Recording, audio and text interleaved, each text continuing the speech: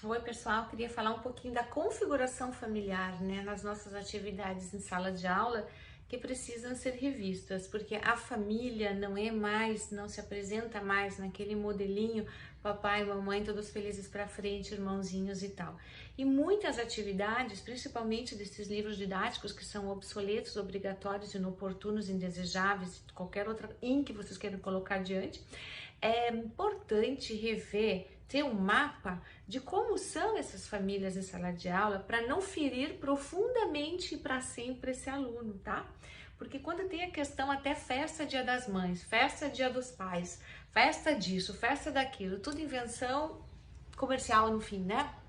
Como é que fica meu aluno quando ele é deslocado disso, né? Quando essa criança, municipais, para redes estaduais, para acima de tudo, onde até o professor é carente, onde a nossa criança é carente, a família despencada com problema de alcoolismo, de violência, de abandono, de droga, de prostituição, de tudo aquilo que nós sabemos que a dor social nos traz. Então, que ele se sinta inserido. Eu parto do princípio que o que nós temos que passar para eles é uma integração genealógica, que de qualquer maneira o corpo saiu do papai e da mamãe, saiu do pai e da mãe, vai mudando a palavra de acordo com a classe. A explicação é biológica, genética.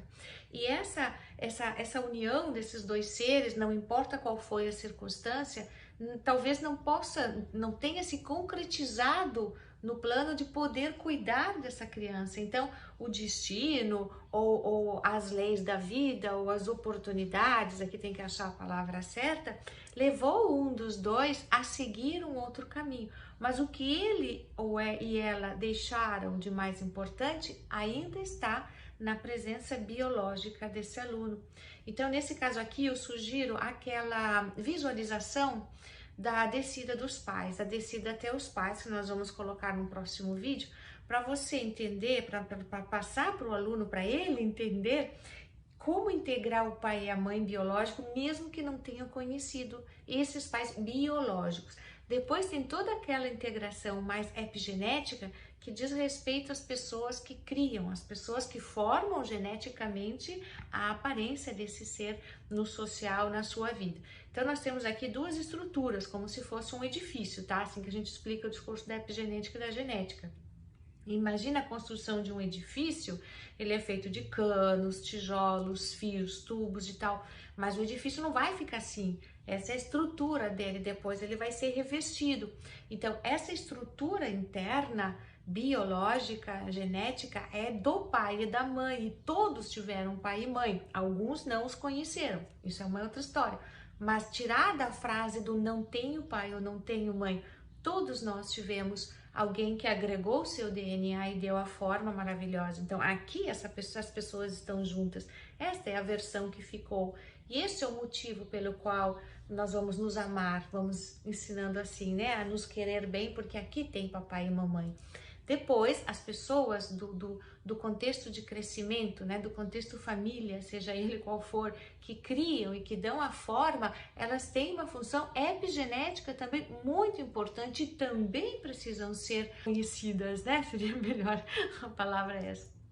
Precisam ser reconhecidas e inseridas no processo de visualização, mais tarde um outro tipo de processo.